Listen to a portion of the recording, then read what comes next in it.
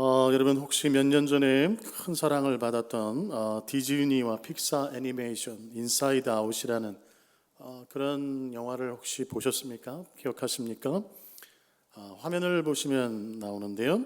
영화는 우리 머릿속에 5가지 감정, 2편도 나와서 좀 확장이 되긴 했는데요. 기쁨, 슬픔, 분노, 까칠, 소심이라는 그런 5가지 감정 캐릭터가 살고 있다는 그런 어떤 기발한 상상력으로 이제 시작이 됩니다. 그 감정 중에 하나인, 어떻게 보면 저 감정 중에 주인공격인 가운데서 손을 활짝 펼치고 있는 바로 이제 저 감정이 joy, 기쁨인데요. 이 기쁨이는 언제나 주인공 소녀의 이름이 라일라입니다. 라일리가 아주 행복하기만을 바랍니다. 그래서 어떻게든 저 여러 가지 감정들 중에서 특히나 저 땅바닥에 누워있는 저 슬픔이, 보기만 해도 약간 좀 우울해 보이는 저 슬픔이가 감정 버튼을 누르지 못하도록 필사적으로 막습니다. 자, 왜 그런가? 슬픔은 나쁜 거다. 슬픔은 피해야 할 것이다. 우리 인생의 문제라고 믿었기 때문입니다. 여러분, 예수 그리스도를 믿는 우리도 비슷한 생각들이 있습니다. 늘 그리스도인은 기뻐해야 하고, 또 슬픔은 어떻게든 빨리 잊거나 외면하라고 애쓰면서 살아갑니다. 그런데 이 영화의 마지막, 이 모든 갈등과 문제가 해결되는 그런 결정적인 순간에는 반전이 일어납니다. 우리가 예상했던 것과는 전혀 다른 일이 벌어집니다. 문제를 해결한 것은 이 주인공 같은 저 기쁨이가 아니라, 조이가 아니라 바로 모두가 다 구석으로 밀어내려고 했던 슬픔이었습니다. 슬픔이를 통해서 주인공 라일리는 비로소 자신의 아픔을 부모님에게 정직하게 고백하고 펑펑 부모님의 품 안에 안겨서 눈물을 쏟습니다. 그리고 바로 그 눈물을 통해서 이 가족들의 따뜻한 위로와 깊은 공감을 얻고 다시 일어설 힘을 얻게 됩니다. 우리 사랑하는 성도님 여러분, 때로는 진정한 회복이 슬픔을 외면할 때가 아니라 정직하게 마주할 때 시작됩니다. 오늘 본문 예레미야 말씀은 바로 그 거룩한 슬픔을 보여줍니다.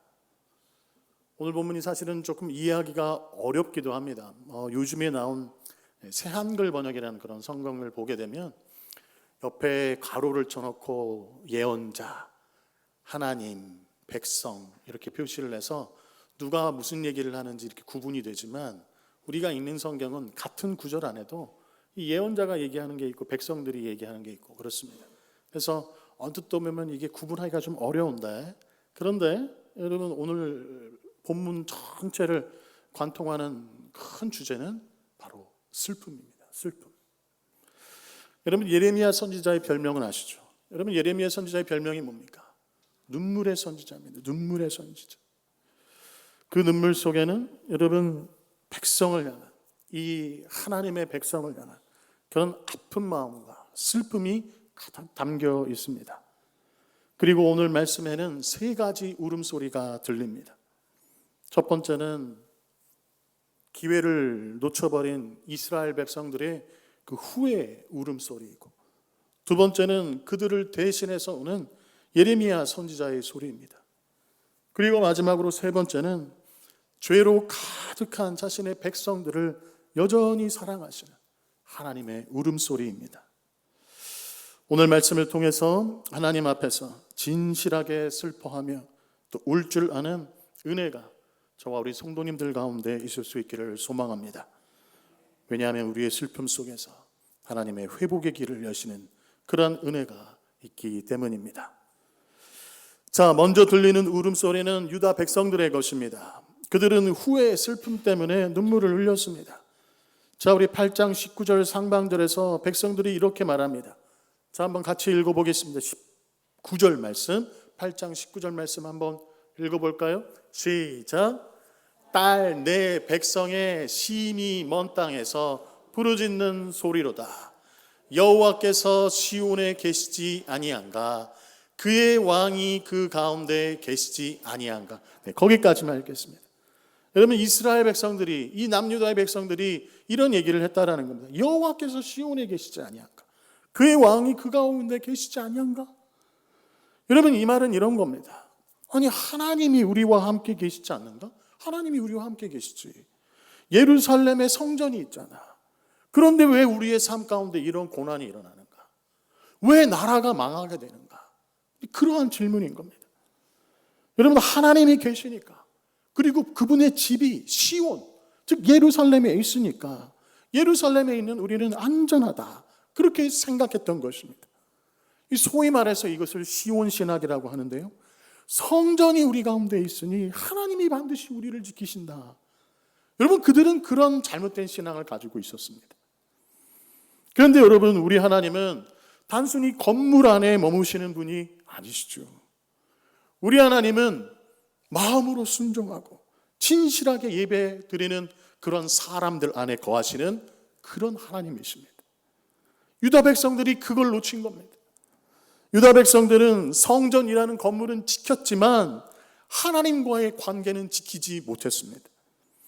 하나님이 거하시는 성전이 우리 가운데 있다, 예루살렘에 있다라고 열정을 가지고서 자랑을 했지만 하나님과의 관계는, 정작 지켜야 될 하나님과의 관계는, 뜨겁게 지켜야 될 하나님과의 관계는 차갑게 식어버렸던 것입니다.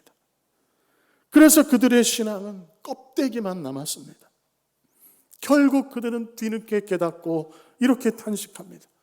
자, 우리 20절 말씀, 8장 20절 말씀 함께 읽겠습니다. 추수할 때가, 시작. 추수할 때가 지나고 여름이 다하였으나 우리는 구원을 얻지 못한다 하는도다. 추수할 때가 다 지났고 여름이 다하였어. 이제 많은 곡식을 거두고 열매를 거두어야 되는데 우리에게 아무것도 없다. 여러분, 이 말은요, 당시 사람들이 살아가던 속담이었는데요, 하나님이 주신 은혜의 계절, 기회의 시간이 다 지나가는데 우리는 하나님께로부터 어떤 은혜도 어떤 기회도 얻지 못하고 나라가 이 지경이 되었다, 망하게 되었다, 그런 뜻입니다. 여러분, 하나님은 선지자들을 통해서 여러 번 이스라엘 백성들에게 회개할 기회를 주셨지만 그때마다 그들은 돌이키지 않았습니다. 그래서 마지막 겨울 같은 그런 심판의 때가 찾아왔을 때 후회하면서 가슴을 치면서 울부짖고 있는 것입니다. 사랑하는 우리 상심리의 성도님 여러분, 혹시 우리도 하나님께서 주셨던 그런 은혜의 때를 그냥 흘려보내고 있지는 않습니까? 언젠가 돌이키면 되지, 언젠가 굳건하게 마음을 먹으면 되지, 지금 반반 다리를 걸쳐놓고 있는 거 지금 하나님께서 이해해 주시겠지, 내가 아직 때가 안 됐으니 하나님께서 좀 더 기다려 주실 것이야. 여러분, 그렇게 미루다가 하루 이틀 미루다가 마음이 그냥 굳어버리는 경우들이 얼마나 많이 있습니까? 저와 여러분이라고 결코 예외가 아닙니다. 후회의 눈물을 흘림에도 기회를 놓치는 경우가 있다는 것을 우리 성도님들이 생각하실 수 있기를 바랍니다.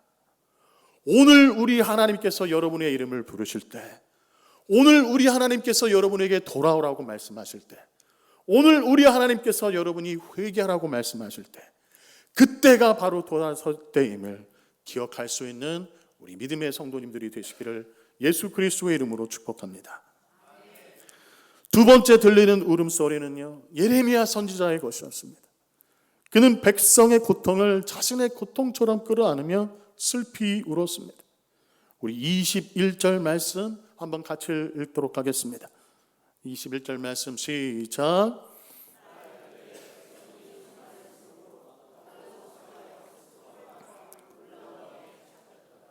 아멘. 딸 내 백성, 여러분, 유다 백성들을 향해서 매우 애정 어린 그런 표현을 하고 있는 것이죠. 딸과 같은 내 백성, 하나님의 백성인데 딸과 같은, 나의 자식과 같은 백성이라고 얘기를 하는 겁니다. 내 백성이 아파서 무너졌으니 나도 함께 아프고 놀랐다 라는 뜻입니다. 예레미야는요, 백성의 죄를 비판만 하지 않았습니다. 선지자였기에, 예언자였기에 이 죄에 대해서 하나님의 말씀하시는 것을 지적하고 비판만 하지 않았습니다. 그들의 상처를 자기 일처럼 품고 울었습니다. 그래서 예레미야 선지자는 9장 1절에서 이렇게 외칩니다. 자, 우리 9장 1절 말씀도 한번 같이 읽어보겠습니다.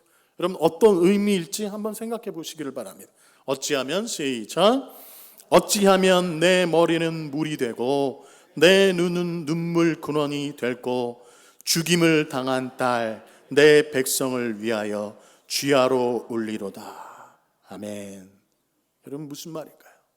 죽어가는 내 딸, 죽어가는 내 딸 같은 백성을 위해서 내 눈이 마르지 않는 셈이 되어서 내 머리에 물이 가득 차가지고 이 불쌍한 딸을 위해서 내가 쥐하로 펑펑 울고 싶다.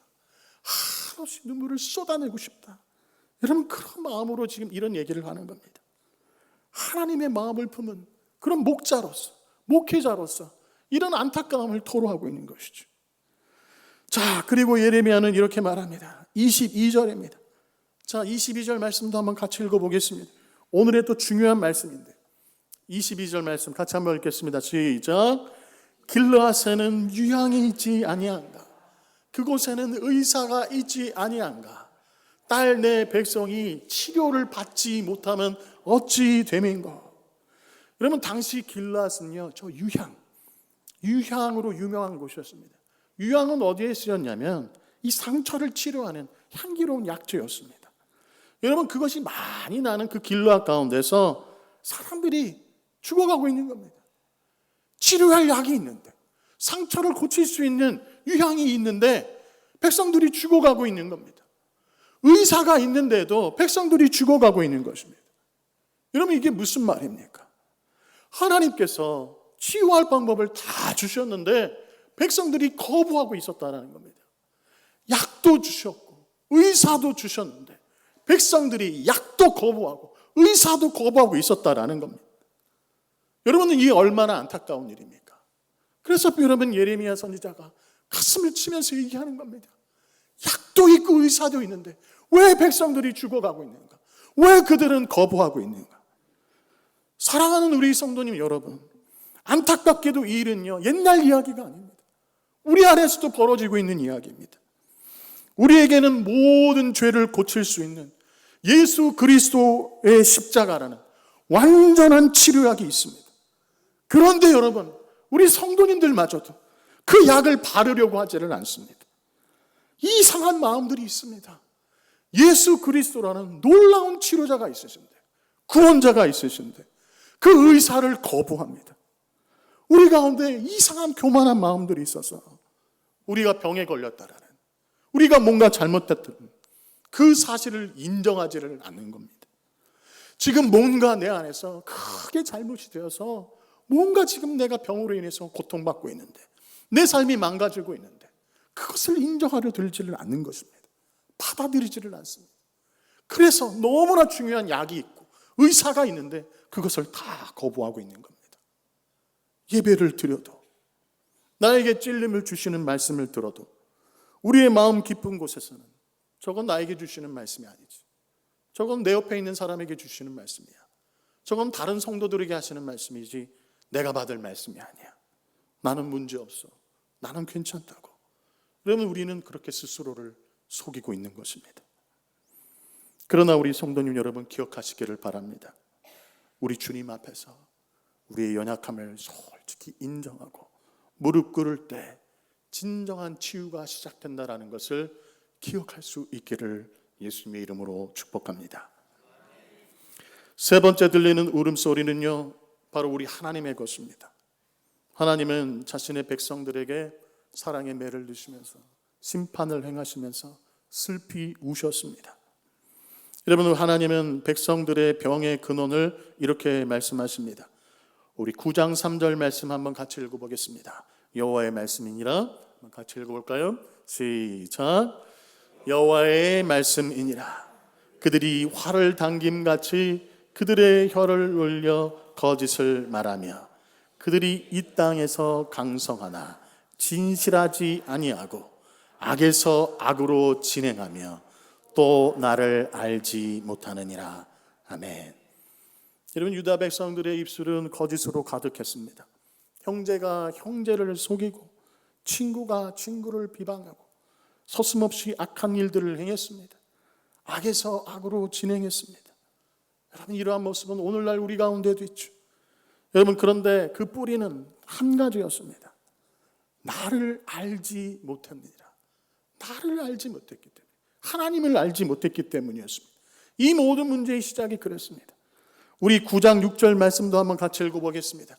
우리 6절 말씀 한번 같이 읽어볼까요? 시작. 내가 사는 곳은 속이는 일 가운데 있도다. 그들은 속이는 일로 말미암아 나를 알기를 싫어하느니라. 여호와의 말씀이니라. 아멘.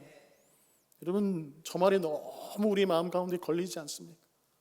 이렇게 예배를 드리고 이렇게 하나님을 알기 위해서 이 자리에 나왔는데, 여러분, 하나님께서 여러분을 향해서 너희들이 나를 알기를 싫어한다, 여러분 그렇게 말씀하신다면 여러분 그 말씀을 받아들일 수 있겠습니까? 그런데 여러분, 우리의 삶의 이 여러 모습을 보게 되면 우리가 하나님 알기를 싫어하는 모습들이 이곳저곳에서 보입니다. 바쁘다는 핑계로 여러분, 우리가 하나님 알기를 얼마나 거부하고 있습니까? 하나님 알아가는 것을 얼마나 게을리하고 있습니까? 하나님 알기를 싫어합니다. 그렇다고 우리가 하나님을 미워하고 싫어하는 것은 아닌데, 하나님을 알아가는 데 있어서 그렇게 게으를 수가 없습니다. 여러분, 결국 모든 문제의 시작이 무엇이었는가? 하나님 알기를 싫어하고 하나님을 거부한 데서 일어난 것입니다. 하나님을 잊은 것이 문제였습니다. 여러분, 우리가 하나님을 모르면 삶의 기준이 사라지고 우리의 마음은 거짓으로 가득하게 됩니다. 어떻게 하면 하나님의 눈을 피해서 돈을 벌 수 있을까? 어떻게 하면 내가 지은 죄를 그냥 덮고 지나갈 수 있을까? 은연중에 우리가 그런 일들을 행하게 되는 것이죠. 그래서 우리 하나님이 심판을 선포하십니다. 하나님의 성전이 있는 예루살렘이 황폐해질 것이다. 아니, 하나님의 집이 있는데 왜 예루살렘이 황폐해지나? 세상의 중심이 돼야지. 그런데 그 예루살렘이 황폐해질 것이다. 하나님의 집이 무너질 것이다. 하나님의 선택을 받은 백성들이 고통을 겪게 될 것이다.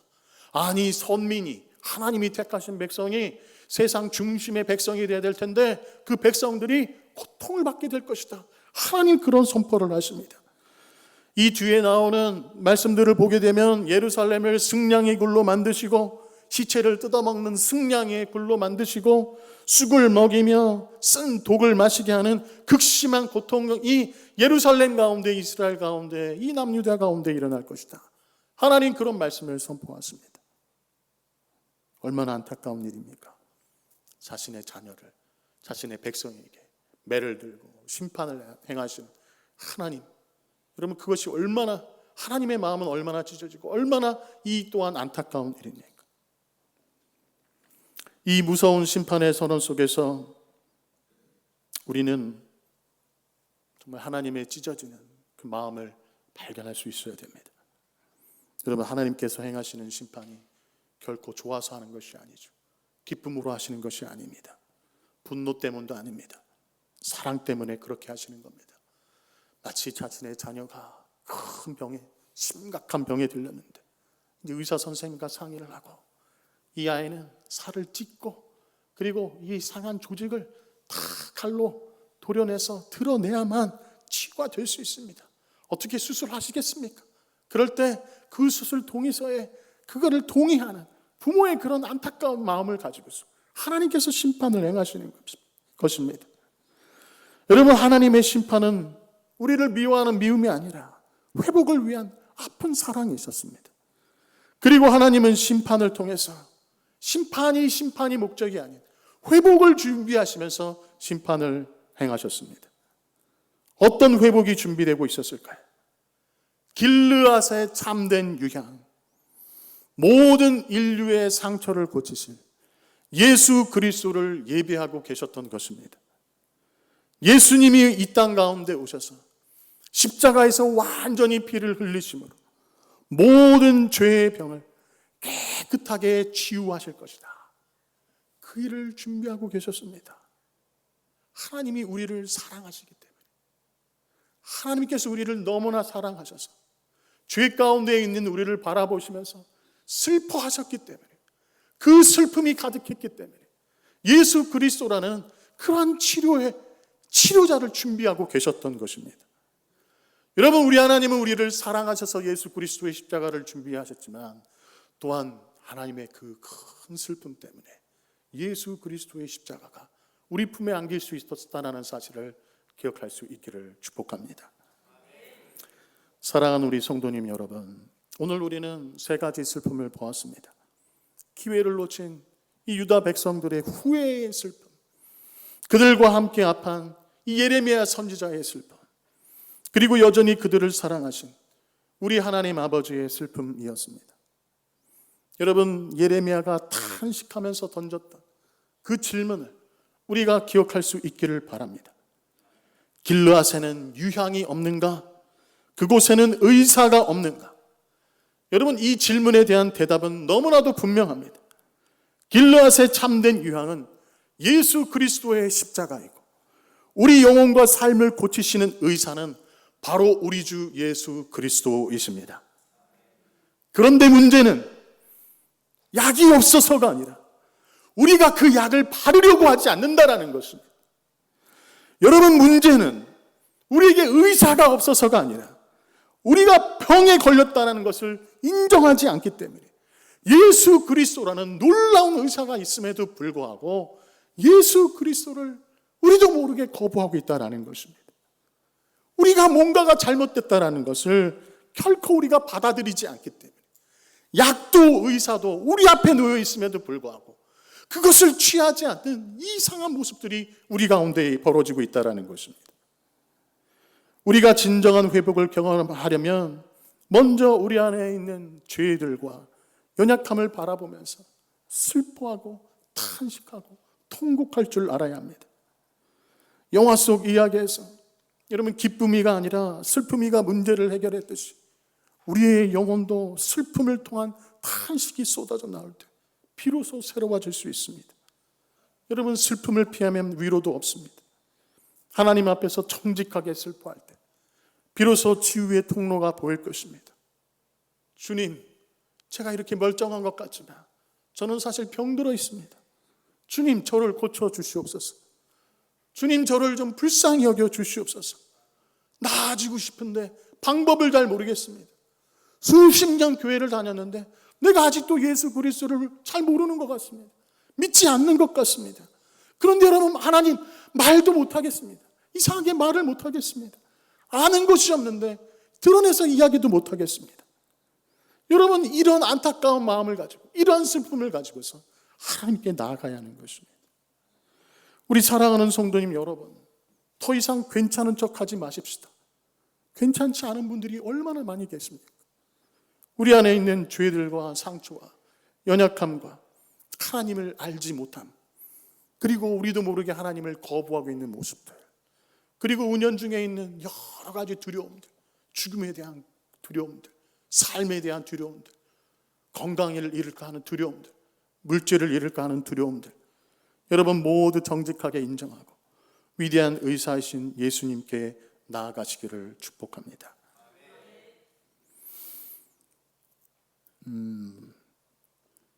어제 우리 성도님 한 분과 전화로 통화를 하면서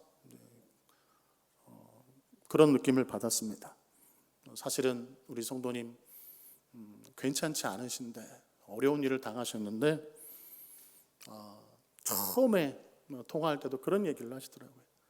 별일 없으신 것처럼 그냥 몇 번 제가 통화를 했는데 그냥 얘기하셨습니다. 그래서 무슨 일이 있는지도 몰랐습니다. 나중에 문자가 하나 딱 오더라고요. 목사님이 걱정하실까 봐 실은 얘기를 안 했는데 이런 어려운 일이 있었습니다. 그래서 이제 얘기를 하시는 거죠. 그래서 사정을 다 알게 되고 그리고 통화를 하는데 이 수화기 너머로 떨리는 목소리가 들리는 거죠. 괜찮다고 하시는데 그 울먹거림이 느껴지는 겁니다.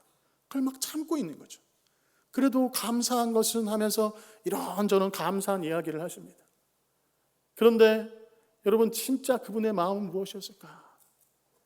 어떤 일이 벌어질지, 어떤 상황들이 펼쳐질지 모르는 그런 두려움들이 있음에도 불구하고 제가 걱정할까 봐, 제가 신경 쓰일까 봐 그것을 꾹꾹 눌러 담고 숨기고 있는 그런 모습을, 그런 마음을 느낄 수가 있었습니다.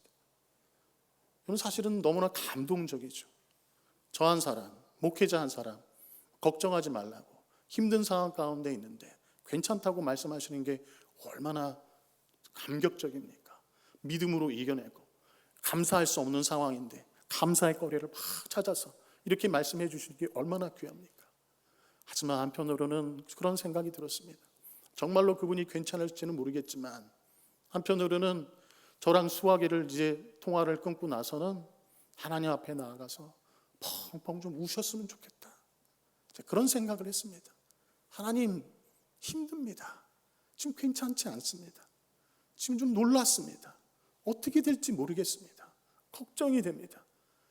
그런 정직함, 만약에 그런 마음이 없으시다면 모르겠지만 정말로 그런 마음이 있으시다면 하나님께 그렇게 우리 성도님이 가지고 있는 그 아픔과 슬픔을 쏟아내면서 눈물 가운데 하나님께 좀 나아갔으면 좋겠다.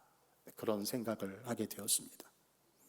우리 사랑하는 성도님 여러분, 우리 안에는 교만이 있을 수도 있고 거짓이 있을 수도 있고 영적인 나태함이 있을 수도 있고 또 하나님을 알고자 하지만 알려고 하지 않는 그런 게으름들도 있을 수 있고, 여러분 그런 모든 것들, 그 불안함들, 두려움들 다 내려놓고 십자가 앞에 무릎을 꿇을 때 우리 주님께서는 그 어떠한 오래된 상처라도 그 어떠한 문제라도 당신의 보혈로 깨끗하게 씻어주시고 우리의 영혼의 모든 병을, 우리 삶의 문제를 해결해 주실 줄로 믿습니다. 이 치유와 회복의 은혜가 오늘 예배 드리는 저와 우리 성도님들 가운데 충만히 임하기를 우리 주 예수 그리스도의 이름으로 간절히 축원합니다. 우리 이 시간 같이 기도하는 시간 좀 갖도록 하겠습니다.